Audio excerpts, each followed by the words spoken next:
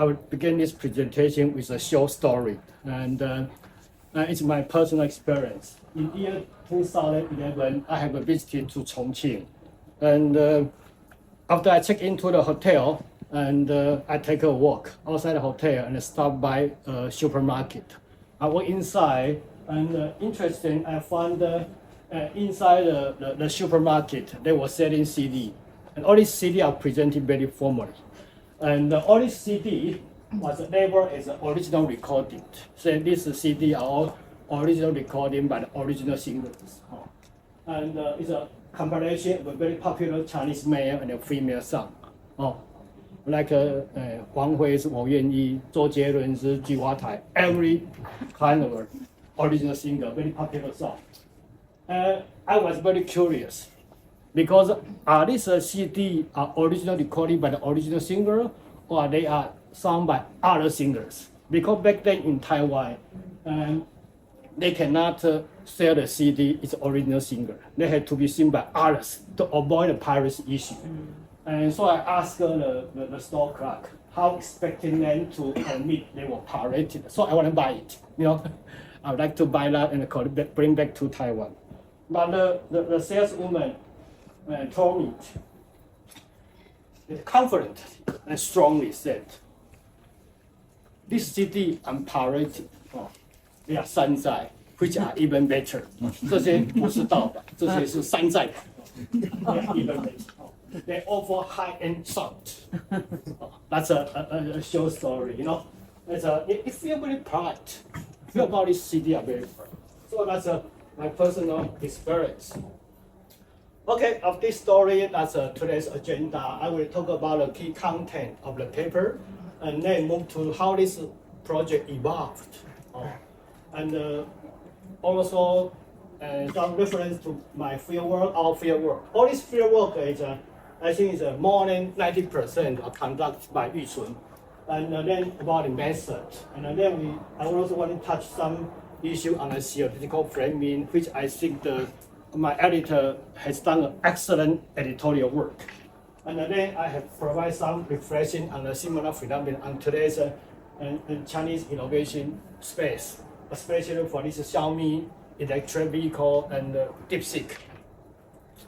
Okay, that's the key content of let's go to the key content of the paper. And these are all the Sanzai form collected by Yu Chun during her free work. He keep all these form until today. So he take the picture, last week or 2 weeks ago, Yeah, that's all this Sanzai form. This paper we talk about comes to the Southern Revolution, and to innovate against the Northern. The Northern is about a licensed form, national form. Some key point is how the Chinese Sanzai form, they can draw on their cultural resources to reflect their business to create new identity and to gain legitimacy over time. So how this Sanzai form, they can become growing and scale up and to be able to compete internationally. And the theory we have two tracks of theory. One is the theoretical framing, and the other one is the identity change. All these two theories do not appear in our first submission. That's very interesting. It's after the editorial process or the reviewer, the editorial provide some construct feedback. So we can add this, we can use these two kind of theory to frame our papers. And then it comes about our method. Our method is about a qualitative. And I was trained as a qualitative. Back to about 30 years ago, when I was studying in Warwick, back in the United Kingdom, and 1991 I started my PhD study. And then I was trained as a qualitative. It's over 30 years experience doing qualitative. I always said I'm the first one to doing qualitative in Taiwan. The first one, yeah. I promote the qualitative. Perhaps in the Great China, I won't say that. Because back in 1991, not so many people doing the SSI paper at that time. And then about the funding. All this paper I provide, we develop a staging process. It's a 3 stage. The first one is this Sanzai start by using the pragmatic reframing to build their niche market identity.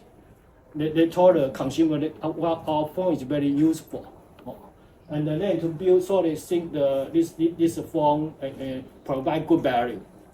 And then they grow to become they use the nationalistic reframing and to gain a social political identity. That means all these, their business are recognized by the state, by the government.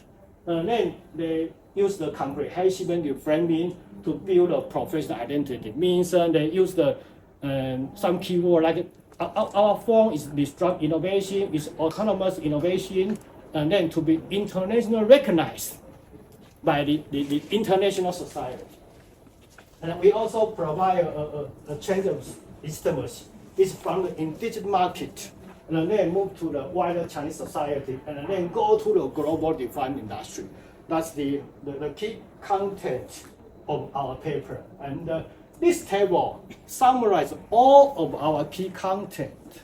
As I start with the qualitative research, I also told my student or myself as well, we need to use an exhibit, either table or either figure, to summarize all your points, and then use this table or figure to tell all the stories.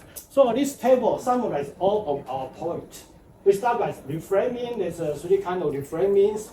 That's a pragmatic, nationalistic, and comprehensive. And then all these reframing are resourced by these cultural resources. To make your framing, to make your language to be appealing, you have to use the resources to empower your framing language. And then all this framing has some target audience, and the audience changed. Different stage of audience matter to this the sunshine industry. They are different. What's the value about especially the consumer or customer, and then move to the design expert or local government, especially the Shenzhen government, and then move to international, especially central government and the multinational firm. And then there is technology change.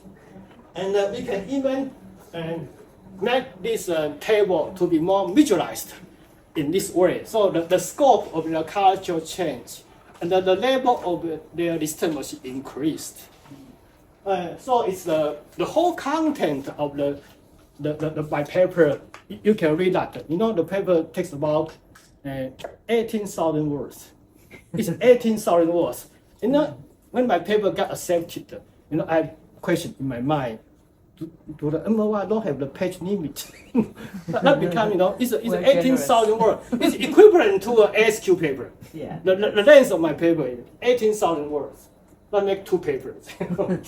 And the evolution of the paper is start from the 2008, 2021. And it start in 2008 when Yichun and my co-author start as a PhD student. That's his second year. He think about actually from the time he entered to our PhD program, he already start to think about the potential topic that can become his PhD thesis. That takes about 1 or 2 years to come out with this question. I always told my co-author or student, it always takes more than 1 or even 2 years to think about your research question. That's quite typical for each case. Then in the year 2011, start with our foster field work. Each one has to enter the field. He fly to Shenzhen, and in 2011 to 2014, he has done 6 field visits, totaling 56 days. Stay in Shenzhen. Today's Shenzhen is not about 15 years ago Shenzhen. It's quite different. And in the Huaqiang Bay, that's quite a mess maybe. And then Yichun has to graduate. He's already 6 or 7 years PhD student. I can only keep him for 6 or 7 years. He has to graduate. And he's doing qualitative research. For the qualitative research, it's very difficult to get published. He has to go. He has to get a job. I cannot financialize her. So many years. So he has graduated. And when he graduated, her first job is not in the academic. It's in a research institute. It's after 2 or 3 years. He then went back to the academic went back to the university. And then after 2014, and we began to develop this whole project into an English paper. We have a draft, an English draft. And then from the 2014 to 2017, Yishun struggled with her job. And he got married. He had the family responsibility. She had two beautiful children, So he spent a lot of time with her family, and child care. I think her daughter, granddaughter, is not already 11 years old, right? 11 years old. Another one is 9 years old. Yeah. You can see that the two beautiful daughter grow up with this paper together. Yes. And after 2018, we have several submission to the journal. We target on the $50 and FT50. And I think it's a great potential, but the review cycle was very long. The review received are mixed, a bit mixed. So, all the reviewers say you shall not pass. But then, after we meet, so I told Yishun, face it, accept, deal with it, and let it go. That's anyway, you will find your border. Then we meet, major organizational review. That's lucky for us, And I will think that's 2 years of inspiration, 2 years of joy. And as you can see, the whole process. When we first submit to the journal, we receive the first round of review very quickly. I think it's 2 months. That's the review is very quick and it's very professional. A lot of comment. I say, we are lucky for us. We have a good editor dealing with this paper. Editor is a rare, valuable, non-substitutable, non-imitable resources. I always say the editorial team should be the core competence of every respectable journal. Especially for our case, we see the editor is professional, very constructive. And this is the whole process from the year, it's yes, from the 2022, it's the whole process from first revision, second revision, third revision, and the fourth revision. Very quick. The review process was very quick. I always said, not to myself or to Yishun, we are not afraid of the difficult review report. But, we want professional review, especially edit. When I first see the review report, I say, this is a worse counterpart. When a review provides very quick and a constructive reviewer, I always say it creates pressure on the authors. We want to match that level of professionalism. I don't want to fall short.